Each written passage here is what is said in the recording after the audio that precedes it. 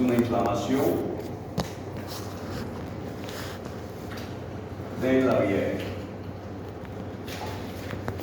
¿Okay? Esa es la definición anatómica. ¿Okay? Esa es una definición anatómica. Es la inflamación de la vía aérea, y esto se da porque cuando nosotros nos infectamos por el virus, por un virus, porque es producida una infección viral, nos infectamos por un virus, y lo que hace este virus es como una lesión a nivel del epitelio, y al producir esa lesión produce una necrosis, y esa lesión y necrosis lo que hace es la inflamación y mucha producción de moco. ¿Ok? Entonces, cuando lo que era un bronquio así anteriormente va a mantenerse, disminuye un poco su luz, pero lo que hay es mucha secreción de moco, mucha secreción de moco e inflamación. Entonces, una inflamación de la vía aérea producida por el daño epitelial que produce el virus. ¿Ok? Y obviamente, si hay inflamación a nivel de la mucosa respiratoria, va a haber producción de moco. Eso es anatómico, pero tenemos también una definición clínica, que es el primer cuadro de sibilancia en menores de 2 años. ¿Ya? Toma en cuenta eso. Pregunta de examen. Definición clínica de bronquiolitis es el primer cuadro de sibilancia en menores de 2 años. Y el anatómico es la inflamación de la vía aérea. ¿Ok? Y aquí va a haber inflamación y producción de moco. Diferente al cuadro asmático, donde en el cuadro asmático hay inflamación, producción de moco y broncoconstricción. Ya cuando hacemos asma va a ser eso. Entonces, esa es la diferencia a nivel anatómico con el asma. Si hay broncoconstricción, es asma. Si no hay broncoconstricción, es bronquiolitis. ¿Okay?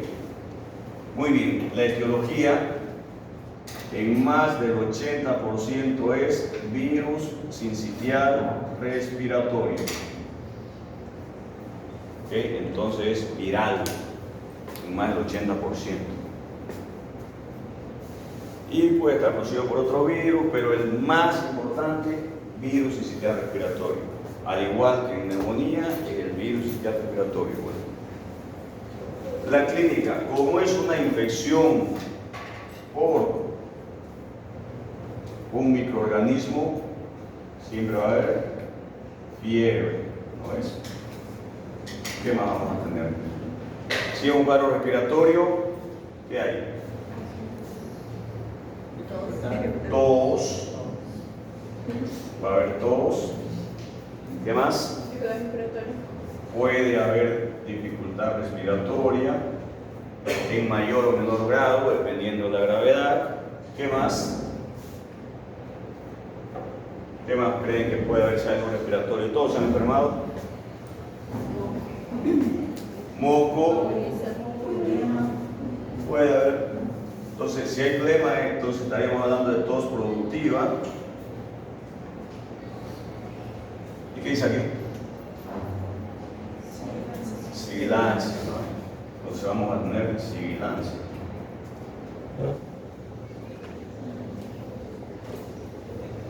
¿Ok?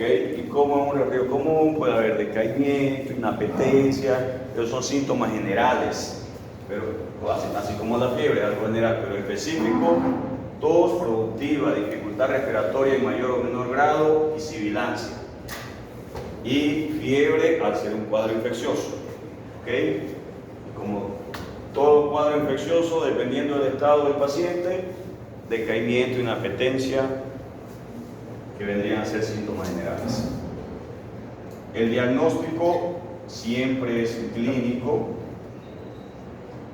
Pero también podemos hacer laboratorio, y en el laboratorio, en todas las infecciones respiratorias que hacemos, podemos hacer un panel respiratorio. Perfecto. Panel respiratorio, donde se pide viral y bacteriano. ¿Y qué más puedo pedir? ¿Qué imagen puedo pedir? Radiografía, ¿no? Una radiografía. ¿Y qué se va a ver en la radiografía? Componente obstructivo. Si yo tengo sibilancia, es porque hay obstrucción. Sí o sí. Si hay sibilancia, hay obstrucción. ¿Qué es sibilancia? Silbido, ¿no es? Cuando yo oculto, se escucha. Y yo no puedo silbar con la boca abierta. Intenten, no se puede. O sea que si mi bronquio está bien dilatado, no silba. Tiene que estar semi-obstruido, ¿no? Si está bien obstruido, no se escucha nada. Es abolido, se llama eso. Se está muriendo ese paciente cuando está así. ¿Okay? Pero en este caso, si hay sibilancia, es porque hay una disminución de la luz del bronquio. Entonces va a estar yo oculto y generalmente es expiratorio. Por eso es que se obstruye. Entonces voy a ocultar y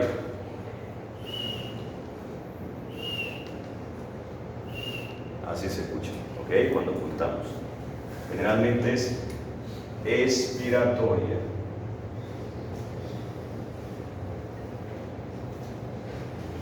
Ok, en la radiografía aquí voy a ver un componente obstructivo.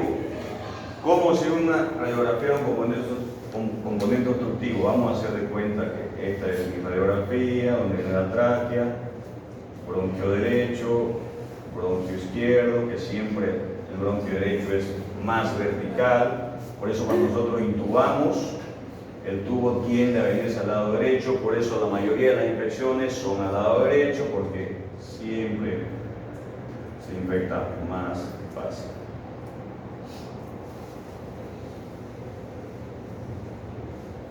Y aquí el corazón. Muy bien. En una radiografía normal, yo vería mis costillas horizontalizadas y mi base pulmonar también con una curva. ¿No es? Así se ve, con curva. En una radiografía obstructiva, yo lo que veo es todo horizontalizado. ¿Por qué? Porque se acumula el aire. Entonces, en vez de tener esta forma, el diafragma va a estar horizontalizado y mis costillas igual van a estar horizontalizadas. Así se va a ver todo recto. ¿Okay? Y más negra la imagen. ¿Cómo yo puedo comparar si es muy negra o no? Generalmente con la bulla gástrica, que se encuentra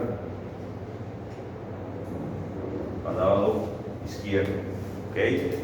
Pueden comparar la sombra de la bulla gástrica con la del pulmonar. Se ve más negro la sombra del pulmón porque está acumulando aire, porque el paciente no puede eliminar. ¿Por qué? Porque se ha disminuido la luz. Entonces no puede salir el aire. Entra, pero cuesta que salga por la inflamación que hay y el acúmulo de moco. En caso de que ese moco, bueno, eso vamos a llegar a la complicación. ¿Ok? Entonces eso voy a ver. Horizontalización del diafragma, horizontalización de las costillas y una radiografía más negra, que eso se llama radiolúcido o radiopaco. Radiolúcido. O sea, está más radiolúcido, ¿no? Muy bien, todos saben eso, ¿no? ¿Qué es radiolúcido, qué es radiopaco y por qué se llama así? Bien, si saben, no les digo. ¿Saben? No, ahora les digo.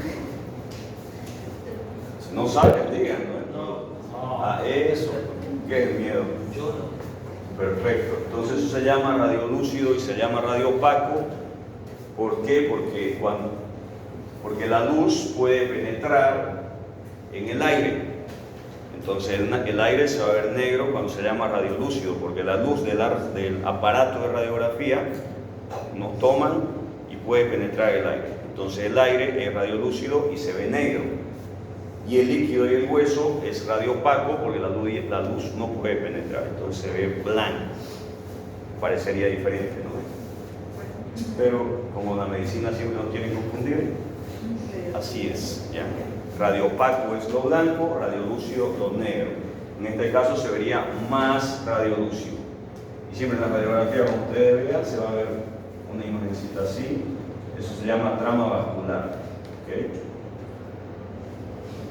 Muy bien. Esto sería normal, digamos, que tenga la curva, que las costillas se vean curvadas, pero en obstructivo se ve horizontalizado el diafragma, horizontalizadas las costillas, más negro el pulmón, y eso obviamente es lo que se va a ver en una bronquiolitis. ¿Siempre se solicita o no? No siempre, porque yo únicamente solicito una radiografía en bronquiolitis para descartar otra patología, porque por clínica yo voy a saber qué es eso. Y si el paciente mejora, no necesito irradiar. Pero si yo tengo duda que también esté cursando con una neumonía, solicito una radiografía para ver si no hay alguna condensación o algo. ¿Okay? Entonces, yo en la radiografía voy a ver componente obstructivo. Y en caso de que el paciente se complique en la radiografía, yo voy a ver atelectasia. ¿Qué es una atelectasia? Es una zona del pulmón que no está siendo ventilada. ¿Por qué puede ocurrir eso? Porque en vez de estar disminuida la luz por inflamación y moco, se puede obstruir completamente por el moco, que es demasiado denso. Entonces, al obstruirse, si la obstrucción ocurre en un bronquio principal, la atelectasia es completa, ¿ya? Eso se llama una atelectasia masiva. Pero si la obstrucción se me da en uno de los bronquiolos, por ejemplo, si es total, yo voy a ver blanco, todo el pulmón se va a ver blanco, porque no ingresa el aire, ¿ok? Entonces aquí se me puso un moco, me tapó completamente, no entra nada de aire y el pulmón se ve blanco completamente. Y yo puedo pensar que es un derrame pleural, porque el líquido también se ve blanco.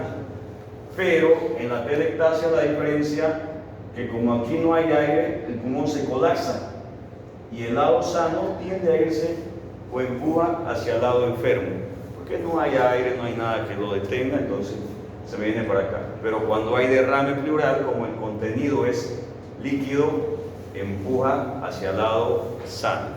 Así lo puedo diferenciar en la radiografía. ¿Ok? Ahora, si solamente se me pone un bronquiolo, por ejemplo, tengo aquí, si el moco aquí viene y se obstruye, entonces estaría blanco la parte solamente de arriba y no voy a ver nada de trama vascular. Y tendría que sacar ese moco. ¿Cómo se saca? Con fisioterapia. Fisioterapia, o que puede ser, antes daban golpes, ahora según los fisioterapeutas ya se ha suspendido eso en pediatría y se hace vibración, hasta que sale ese moco y empieza a oxigenarse el cuerpo. Entonces esa sería su complicación, una atelectasia a nivel pulmonar. Obviamente ya si el paciente hace más hipoxia, va a ser hipocarmia, etc., ¿no? Pero a nivel pulmonar va a ser atelectasia. El tratamiento, si es viral, ¿qué doy? Sintomático, ¿no? Si ya está con el virus, el paciente tiene fiebre, ¿qué le van a dar para la fiebre? ¿Qué cosa? Muy bien. Paracetamol, dioxadol, ibuprofeno. ¿Cuál es el menos agresivo? El paracetamol. ¿Ya? Por ejemplo, esto puede producir alteración en la coagulación, disminución plaquetaria, etc. pero obviamente no es que le dan baja todo, ¿no? Puede, pero actúa un poco mejor para la fiebre. Pero si con paracetamol va bien, mantenemos el paracetamol. Si dan en gotas, son 2 gotas por kilo. Aquí en Bolivia, creo que en Brasil es 1 gota por kilo, ¿no? Entonces, no hay problema. Ahora, eso es para la fiebre. Para la tos, ¿qué van a dar? No se da antitusivo en ningún cuadro de tos. O sea, ninguno. No se bloquea la tos. La tos es un medio de defensa. ¿Okay? Significa, si hay tos, si yo tengo flema, tengo que eliminarla. Y si yo no tengo tos, se me acumula. Y si se acumula, se me infecta y hago un cuadro de neumonía. Si yo tengo obstrucción y estoy tosiendo con obstrucción, tengo que desobstruir. No doy antitusivos, no están indicados antitusivos, por si acaso.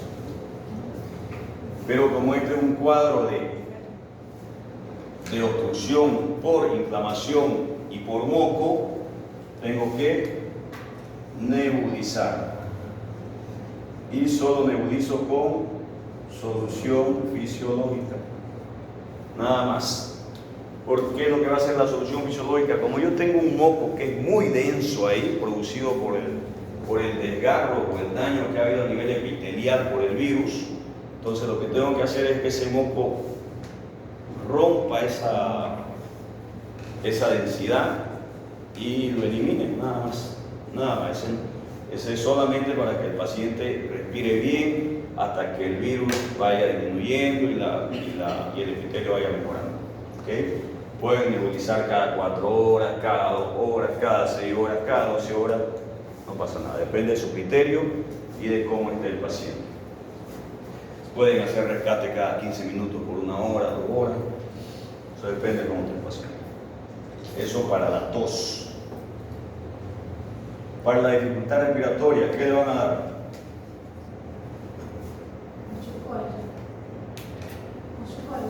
Corticoides. ¿Alguien más? No.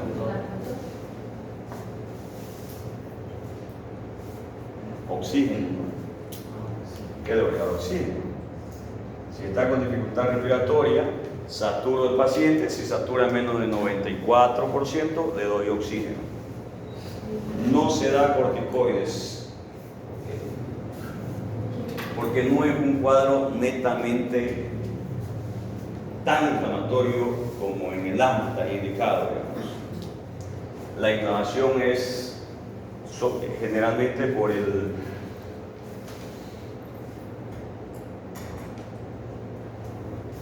generalmente se da por el daño epitelial, pero lo que más produce es ese daño y producción de moco. O sea, no es una inflamación tan agresiva. ¿No estaría indicado un jarabe de cabrón? A veces más es el daño que le pueden producir los corticoides. Por ejemplo, los corticoides pueden producir supresión a nivel de las suprarrenales. Entonces, no está en el tratamiento, ¿sí? ¿Ya? Porque la inflamación no es tan agresiva como para dar corticoides. ¿Se puede hacer lavado nasal? Se puede, si hay mucho moco y lo obstruye, se puede hacer lavados nasales, ya sea con spray fisiológico, solución fisiológica. ¿Y antihistamínico ahí tampoco? Podría dar antihistamínico si es que el cuadro desencadena un cuadro alérgico. Puede dar. Por eso se pueden hacer como terapias, ¿cómo se llama esto? Ay, caramba.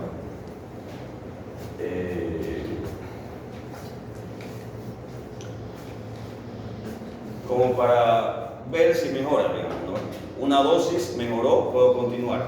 ¿Por qué? Porque puede tener tendencia a ser alérgico el paciente.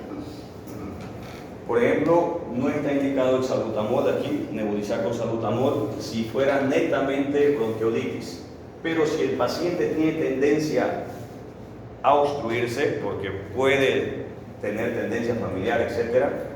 Y si yo le hago una dosis de nebulización con salbutamol más fisiológico, o sea, el tratamiento es fisiológico para que ese moco ablande. Y puedo aumentar salbutamol, puedo aumentar ahí más salbutamol, puedo hacer una dosis y si veo que mejora, continúo. ¿Por qué? Porque ese paciente puede tener tendencia a hacer alguna atopía, pero si no mejora, no necesito, porque el cuadro no es broncoconstricción, si es puro bronquiolitis. Ahora, si esa bronquiolitis desencadena además una broncoconstricción, va a mejorar el paciente. Entonces hago como una prueba terapéutica, sería. Doutor, esse caso não causa depressão respiratória? Você viu na semana passada que um antistamínico para menor de 2 anos não? ¿Cuál? Antistamínico. Sí. Por eso entra en la balanza. Ahí depende de la edad, ¿no? Obviamente si...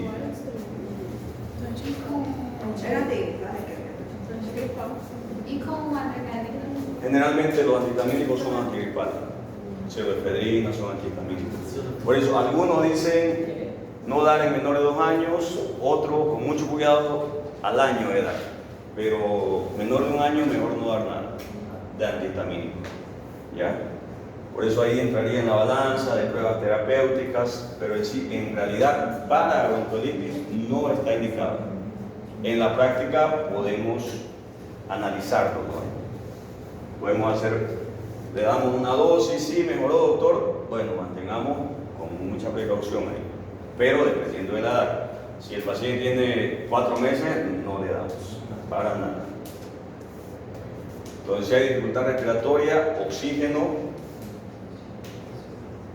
para saturación mayor a 94%. ¿Por qué le pongo eso? Porque yo le puedo poner el oxígeno por bigotera o, bueno, bigotera sería, o puntas nasales. Si es por puntas nasales no puedo subir más de 3 litros por minuto, pero si le pongo puntas nasales y me satura 90, cambio a mascarilla, que le puedo aumentar hasta 10 litros por minuto. Entonces, siempre, no importa el dispositivo, la cuestión es que sature más del 94%. ¿Ya? Y si pongo puntas nasales y está lleno de moco, porque esto produce mucho moco, aspiro ese moco y mantengo con las puntas nasales, que es menos agresivo, menos oxígeno. Para la sibilancia sería la nebulización. Y eso. Entonces, el tratamiento, paracetamol, nebulización de oxígeno si es necesario. Si el paciente no puede alimentarse por el decaimiento, la fiebre, entonces, ¿por qué un cuadro que puede producir decaimiento? Porque es, obviamente, hay un microorganismo, hay una infección, entonces ahí tendríamos que poner hidratación con líquido endovenoso. La única opción sería que porque el paciente no puede alimentarse. Entonces no está funcionando bien, entonces le damos un poco de líquido. Va mejorando, vamos quitando y dando leche. No se contraindica la leche. Ahora, un medicamento que se utiliza aquí es uno que se llama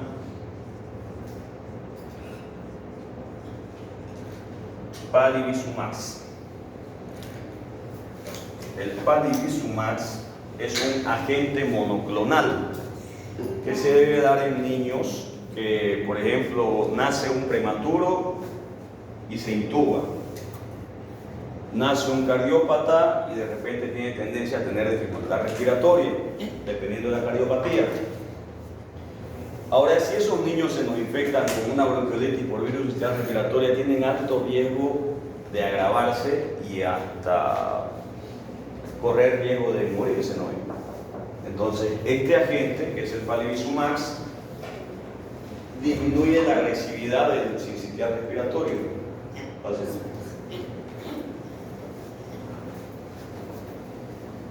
Entonces va a disminuir la agresividad del sincitial respiratorio cuando el paciente se infecte. ¿Ya? Entonces no lo va a agravar tanto como si no tuviera el medicamento. ¿Ok? Entonces como que lo prepara para infectarse y que el paciente no se agrave y corra riesgo la vida del paciente. pero ya si lo colocamos cuando se infectó no tendría mucho sentido. Okay. ¿Alguna pregunta hasta ahí? ¿Eso es para colocar antes? No lo entendí. También no lo entendí de ese. Ok, este es para prevenir la enfermedad. Si yo trabajo en un hospital donde me nace un prematuro y tengo que intubarlo, y esos pacientes que yo intubo y son prematuros corren, como el oxígeno es tóxico, libera radicales libres y me puede producir a nivel pulmonar displasia broncopulmonar y daño pulmonar.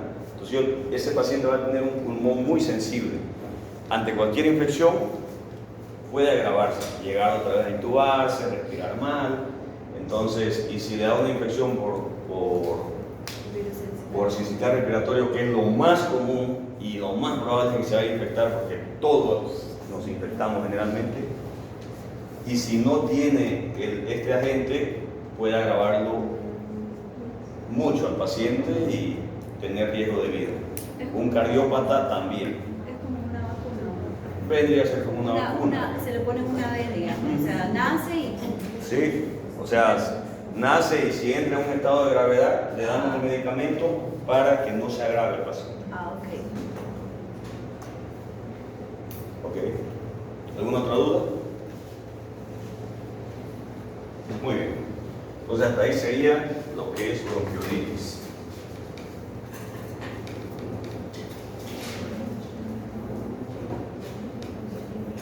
Igual de pasar diapositivas, ¿no? Pero algunas cosas no hay la de diapositivas. Siempre me voy acordando de algo más. Muy bien. Ahora neumonía. La definición es una inflamación del parénquima pulmonar. Cuando hablo de parénquima pulmonar, hablo de alveolo, ¿no es? Entonces una es pus en el alveolo. ¿Ya? El Pus exudado, si quieren terminología médica. Entonces, exudado a nivel del alveolo. Inflamación del parénquima pulmonar, que es generalmente producido, ahora vamos con la etiología, igual en la mayoría de los casos es virus sincitial respiratorio. Entonces, la mayoría de las neumonías en pediatría son virales. Y el mayor culpable, virus sincitial respiratorio. Igual que en la bronquiolitis. ¿Y por qué? ¿Por qué pasa a producir neumonía? Simplemente porque afectó alveolo. Y en este caso no afectó alveolo, se quedó en bronquiolos. ¿Okay? Entonces, si el virus sincitial respiratorio afecta solo bronquiolos, bronquiolitis. Si el virus sincitial respiratorio afecta al alveolo, neumonía. Y si afecta a bronquiolos y alveolos, bronconeumonía. Este sí es viral. Pero también podemos tener bacterias. Y si fuera bacteria, el mayor culpable es el Streptococcus pneumoniae. ¿Ya? El Streptococcus pneumoniae es la bacteria que más produce neumonía adquirida en la comunidad en pediatría. ¿Puede tener los dos? O sea, ser viral y bacterial. Puede que el paciente haya tenido primero una infección viral y luego se sobreinfecta con una bacteria. Nosotros generalmente cuando está muy feo el caso, no mejora, se solicita un panel respiratorio viral y bacteriano, por eso solicita ambos, ¿no? Viral y bacteriano, y a veces nos salen 2 virus y 2 o 3 bacterias. O sea, hay pacientes que tienen una bomba de... La clínica, como todo cuadro infeccioso, ¿qué va a tener? ¿Cuál es el primer síntoma del cuadro respiratorio? Primero empecemos con lo respiratorio. ¿Qué se llama eso? Dificultad respiratoria. ¿Qué se llama? No. Aumento de la frecuencia. ¿Qué se llama? Taquicardia. Eso. Entonces va a tener lo más común del cuadro respiratorio, taquipnea. Pregunta de examen. Taquipnea es el síntoma más común de cualquier cuadro respiratorio. Ahora, ya depende del grado de la taquipnea, ¿no? Es decir, mucho. ¿Qué más puede haber? Respiratorio. Una neumonía. Tos. Bien. ¿Qué más? Entonces, tos productiva.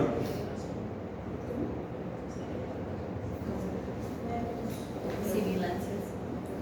Aquí no hay sibilancias, es una neumonía. Porque no afecta bronquios, afecta alveolos. Crépitos, perfecto. Entonces, crépitos es igual a neumonía, no se olviden eso. Si ustedes ocultan un crépito en un paciente, es neumonía, porque los crépitos se auscultan cuando hay una afectación del alveolo. ¿Qué más? Respiratorio solamente. Uso de músculos respiratorios, retracciones, digamos. Retracciones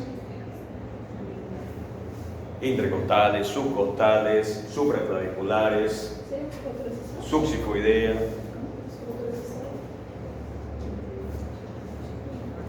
Que la taquipnea solo sería aumento de frecuencia respiratoria. ¿Ya? Entonces, taquipnea, tos, crépitos, retracciones de músculos respiratorios. Luego, obviamente, ya puede tener fiebre o va a tener fiebre. Puede o no tener cianosis. Y síntomas generales. ¿Cuáles vienen a ser los síntomas generales? Fiebre, decaimiento general, inapetencia, alteración de estado de conciencia si el cuadro es grave. Como le dije en la anterior clase, paciente con cuadro respiratorio de cualquier etiología, si solo tiene taquipnea, es algo leve. Si esa taquipnea se acompaña con retracciones, es algo moderado. Y si esa taquipnea se acompaña con taquipnea, retracciones, cianosis o alteración del estado de conciencia, es algo grave. Si solo tiene taquipnea, puedo hacer tratamiento ambulatorio. Si tiene taquipnea más retracciones, el paciente se queda en el hospital porque va a necesitar oxígeno. Obviamente ya existe el saturómetro y todos manejan. Y si tiene taquipnea, retracciones y alteración del estado de conciencia o cianosis, seguramente voy a necesitar intubar. Muy bien. Ahora el diagnóstico.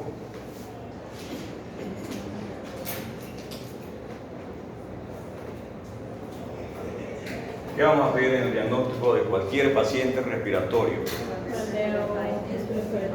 Puedo pedir panel respiratorio, perfecto. Un panel respiratorio. ¿Qué más? Rayo X, bien, una radiografía. Rayo X de tórax, que puede ser AP o PA. ¿Cómo saben ustedes en una radiografía que es anteroposterior o posterior-anterior? Por la clavícula. ¿Cómo va a estar? Si es anteroposterior, ¿cómo va a estar la clavícula? ¿Rota? En el omóplata yo tengo que ver eso, ¿no? No sé en la clavícula, no, puede ser que sí, no sé. Pero yo me guío por el omóplata. Entonces yo cuando voy al lugar donde toman radiografía, allá está la radiografía y me apego en una pared, digamos. Y de allá me toma el radiólogo, ¿no? Entonces, ¿qué tengo que hacer? Hago esto. Y mis omóplatos le entran a la caja torácica, ¿no? Entonces en la radiografía yo voy a ver los omóplatos dentro. Entonces cuando es anterior-posterior, cuando es posterior-anterior hago esto. Y mis omóplatos salen de la caja torácica. Generalmente en pediatría la mayoría se toma anterior-posterior, ¿ya? Y en adultos posterior-anterior se ve mejor también la caja torácica por el corazón que es grande en los adultos. Entonces hacemos una radiografía y ¿qué vamos a ver en la radiografía? Condensación.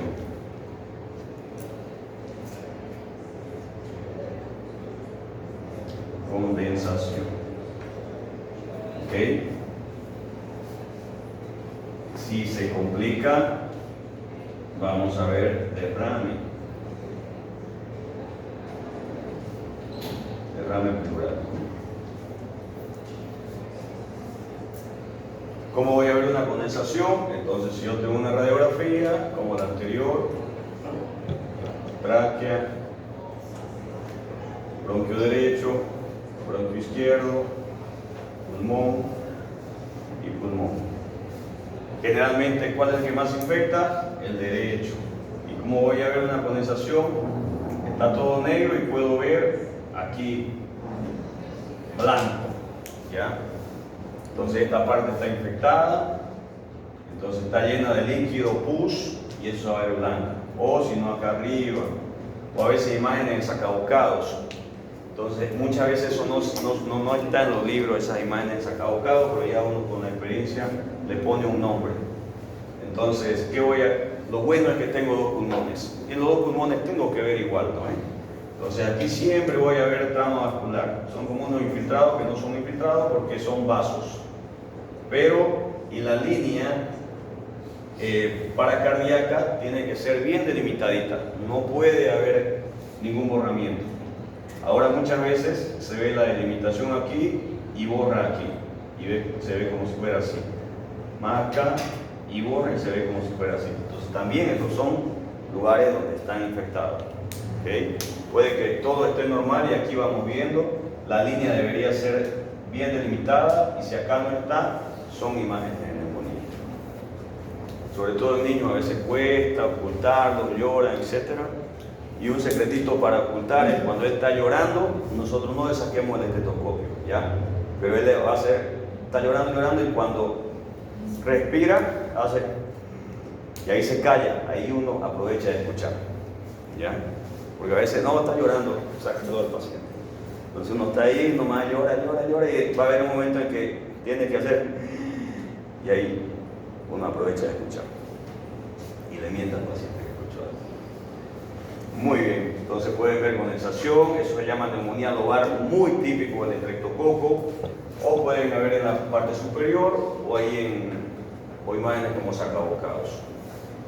O puede haber neumonía basal, donde se ve toda la parte de abajo blanco y eso tienen que ustedes hacer un diagnóstico diferencial con apendicitis. Cuando hay una neumonía basal derecha, hay dolor a nivel del apéndice y muchas veces confunden, lo mandan como apendicitis, no se le hace una radiografía, ingresan, operan y no había nada, y neumonía. Entonces siempre hay que descartar cuadro de apendicitis con neumonía lobar derecha. Neumonía basal derecha, perdón. ¿Ok? Muy bien. Entonces hacemos panel respiratorio, bacteriano en este caso, y viral para ver si es virus, una radiografía y podemos hacer o tenemos que hacer un hemograma. ¿Qué voy a ver en el hemograma? Leucocitosis, porque hay infección, neutrofilia, porque es bacteriano, y probablemente desvío a la izquierda si está muy infectado.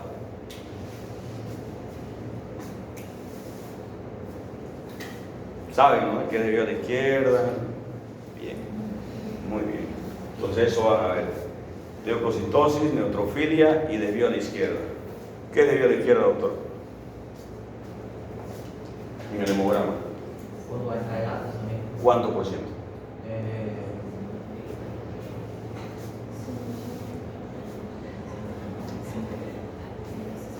Não recordo. ¿Quién sabe? 15.000, No es el número, se hace Não, é porcentagem. Porcentaje. Mayor a 5%. Recuento absoluto se llama eso. O si toman, perdón, recuento absoluto tendría que ser mayor a 500. Por ejemplo, tengo 20.000 blancos, o sea, 20.000 de leucocitos, y tengo 68% de neutrófilos, y tengo 10% de, vamos a poner 20% de callados. Ahora tengo que sacar, siempre tengo que sacar recuento absoluto, ¿ya? Porcentajes. Entonces, 20.000 es mi 100%. ¿Y cuánto sería mi 68%? Para hacer neutrofilia tendría que darme mayor a 5.000. ¿Cuánto es? 68 por 20.000 dividido 100. Porque esto siempre viene en porcentaje.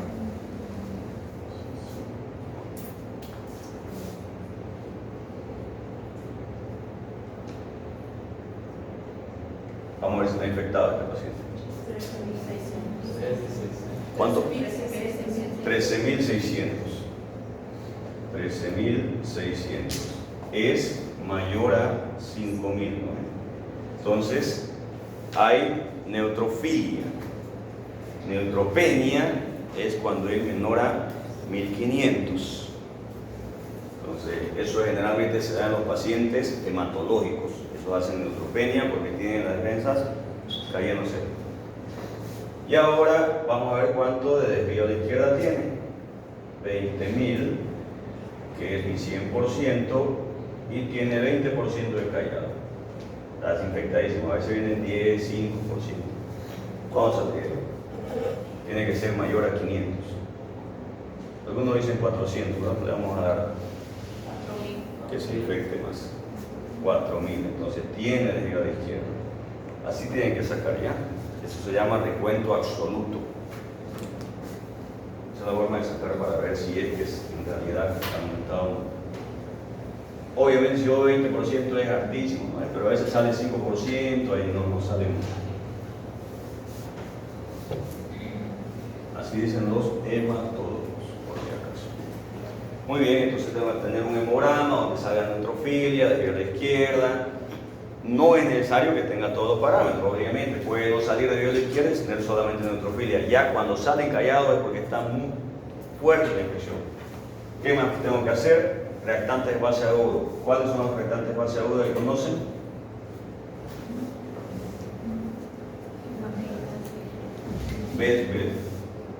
BSG. ¿Qué es la BSG? Velocidad de electrosimulación globular. PCR. ¿Qué es PCR? Proteína C reactiva. Y el más importante, procalcitonina. El más sensible de todos. La procalcitonina es el reactante de fase aguda más sensible actualmente.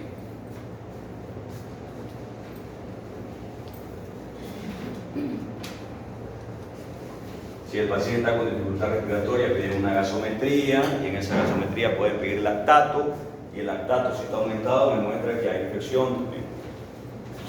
¿Por qué? Porque las bacterias son las que producen hipoxia de los tejidos y liberación de lactato. Bien, panel, rayos X, laboratorio. Y si están con mucha dificultad, gasometría. ¿Okay? Muy bien. Complicaciones que va a tener este paciente y tratamiento.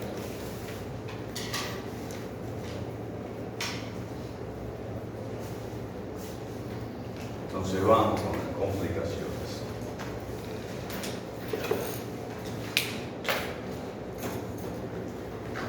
Complicaciones generalmente puede producir derrame pleural, insuficiencia respiratoria, derrame pleural, insuficiencia respiratoria, también pueden hacer atelectasia, pueden hacer neumotórax, sepsis, una septicemia, ya son complicaciones. La sepsis es porque hay una bacteria muy agresiva, el neumotórax por la dificultad respiratoria que tiene el paciente, hay un momento que revienta esa pleura y empieza a perder aire fuera del pulmón y hace su neumotórax. La atelectasia sería el mismo mecanismo del que tiene la bronquiolitis, va un moco y tapa el pulmón. La insuficiencia respiratoria es por tanta dificultad respiratoria que tiene el paciente, va a llegar un momento en que ya el oxígeno que tiene ese paciente o que ingresa en ese paciente no puede hacer una buena, ¿cómo se llama? ¿Qué se llama el intercambio gaseoso a nivel pulmonar? Hematosis, ¿no? Entonces no hay una buena hematosis, entonces hay una mala perfusión y el paciente entra en insuficiencia respiratoria, diferente a dificultad respiratoria. Dificultad respiratoria es como llega un paciente hasta taquipneico, es una dificultad respiratoria porque no puede respirar bien o está aumentadita su frecuencia. Ahora, cuando ese paciente, a pesar de estar de esa dificultad respiratoria, ya ese oxígeno no perfunde bien sus órganos, sobre todo sus órganos diana, como ser corazón, cerebro, riñones, entra en una insuficiencia. O sea, yo tengo que darle mucho más para que respire y muchas veces hay que intubarlo. Y un derrame pleural que se puede dar sobre todo con bacterias más agresivas, como ser Streptococcus pyogenes y Staphylococcus, que son muy propensos a hacer derrame pleural. O biotórax, sabemos cómo son los derrames, ¿no? Que puede ser sangre, puede ser pus con biotórax, puede ser linfa. ¿Qué se llama la linfa? Quilotórax, la sangre de hemotórax. ¿Y qué más? Agua, ¿no? Hidrotórax.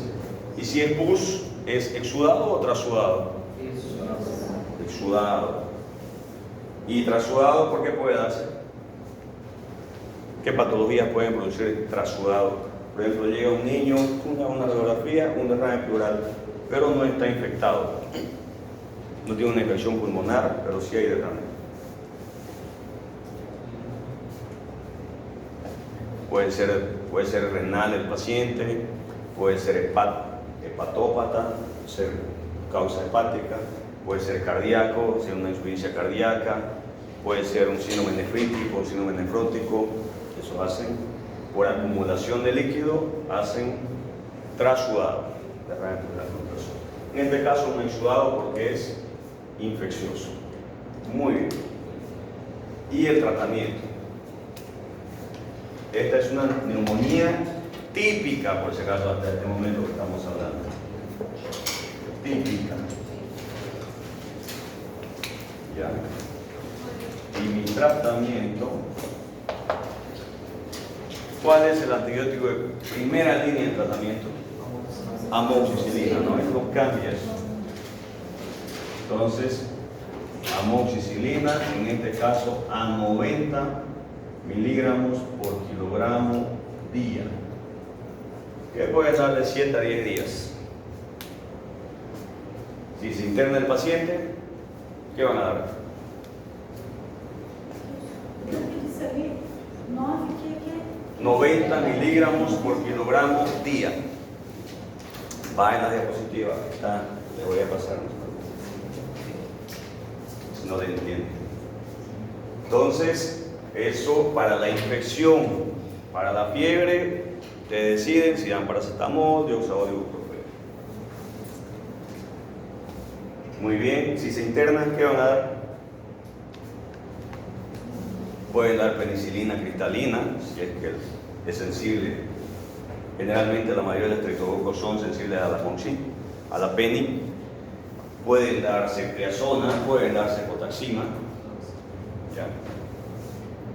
Bien, hasta ahí, pero este es ambulatorio, que es lo que más van a ver ustedes.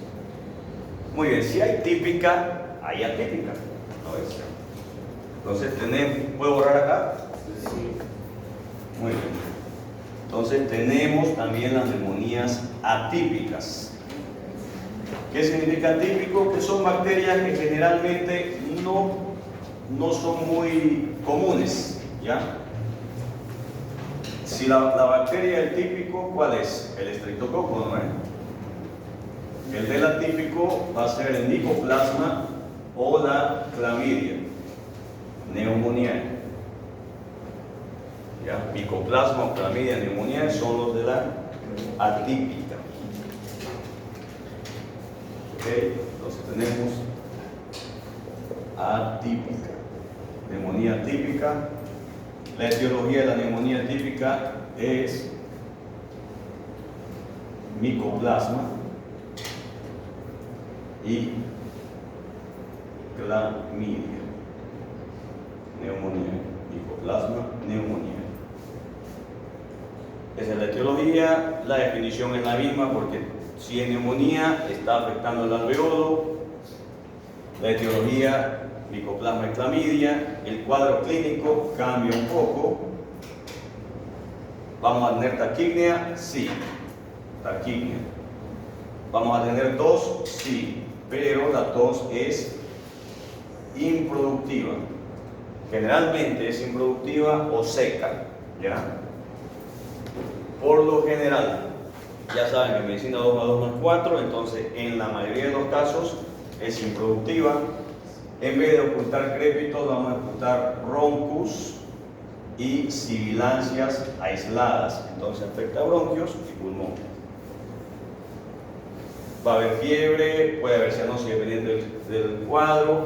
La fiebre no es muy elevada. Si lo hacemos en cruces, aquí pueden tener 3 cruces porque es muy febril el cuadro del estreptococo.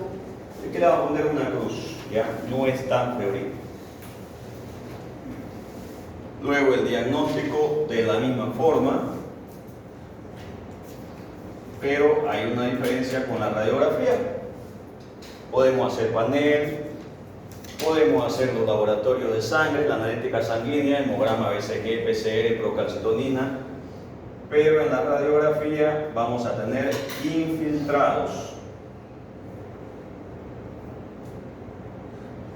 No son bacterias que se infiltran entre los estreptococos. Infiltrados son de esta forma.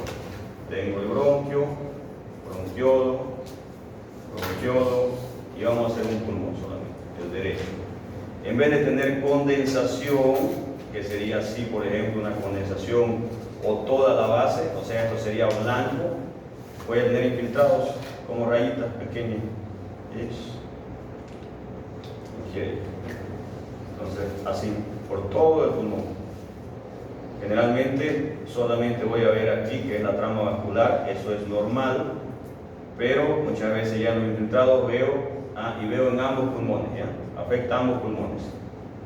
Así, en todo el pulmón como pequeñas rayas blancas, como arbolitos van a ver. Igual van a ver en la diapo que lo voy a enviar, pero así se ve.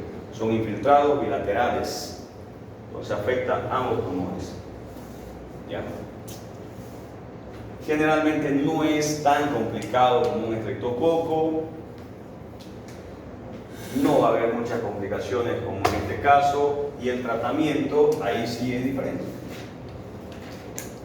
El tratamiento de la típica es macrólidos. ¿Qué macrólidos conocen? Acitromicina, perfecto. Entonces, acitro, ¿qué más? Claritro y eritro. Lo que más se da generalmente son estos dos.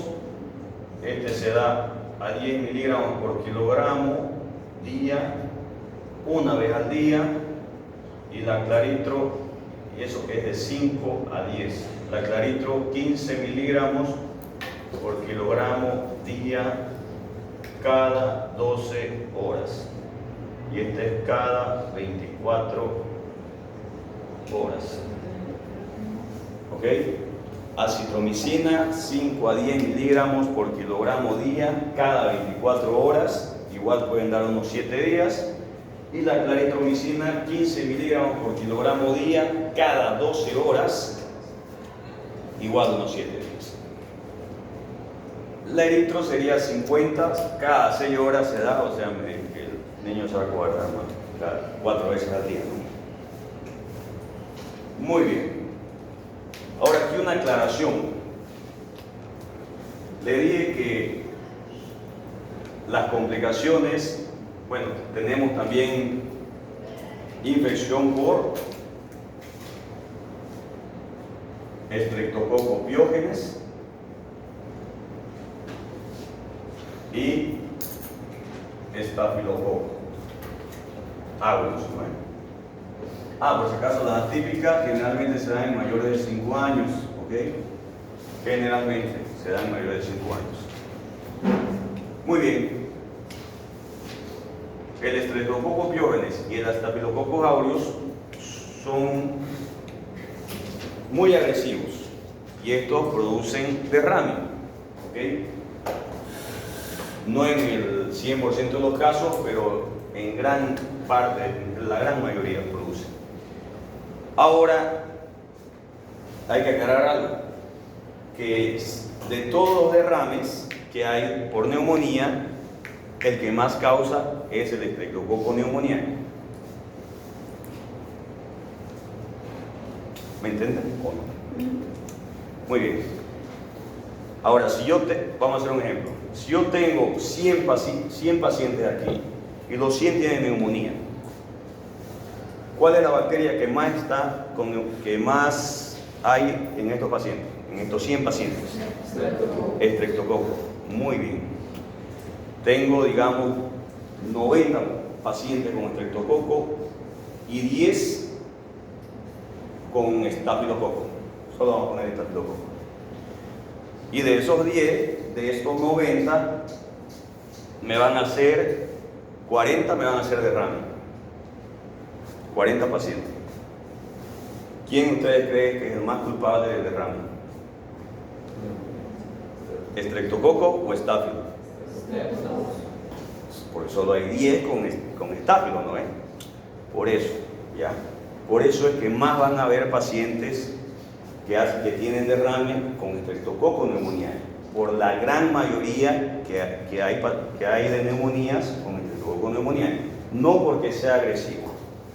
Ahora yo, seguramente de esos 10 con Staphylo, 7 voy a tener con derrame, ¿ya? Pero no estoy hablando de porcentajes, perdón, estoy hablando de cantidad de pacientes, ¿ya? Si yo tenía estos 40 con derrame, solamente voy a tener 7 pacientes que me va a salir positivo para Staphylo, porque solo tenía 10 pacientes con neumonía por Staphylo.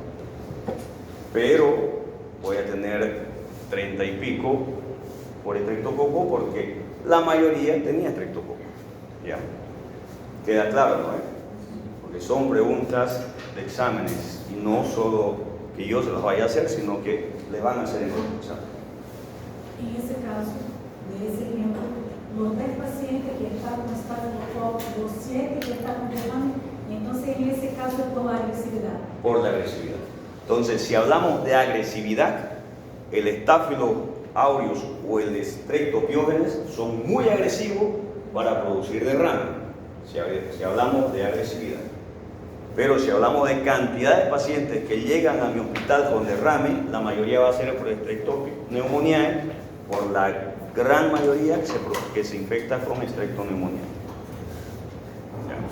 Entonces muchas veces pueden venir preguntas de exámenes o preguntas en cualquier congreso, etcétera, donde te digan cuál es la bacteria más agresiva para producir derrame pleural. Ahí sería, si viene entre las opciones, si viene por agresividad, Streptopiógenes o Staphylo.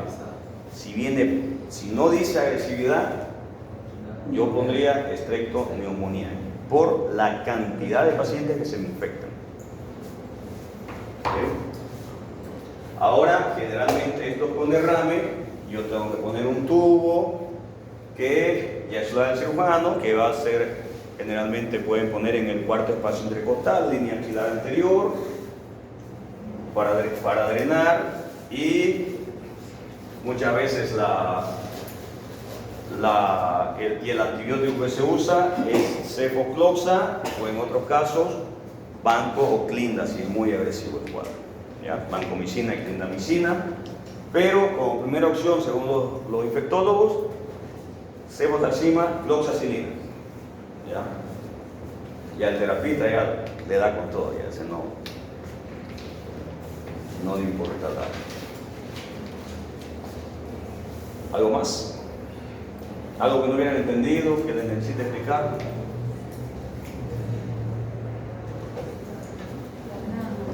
Ok, entonces en ambos se pone el tubo, derrame o neumotórax, sepsis, ya saben, se interna, puede iniciar cefacloxa, incluso siendo un extracto, y si hay insuficiencia respiratoria y la gasometría me da con una acidosis respiratoria descompensada.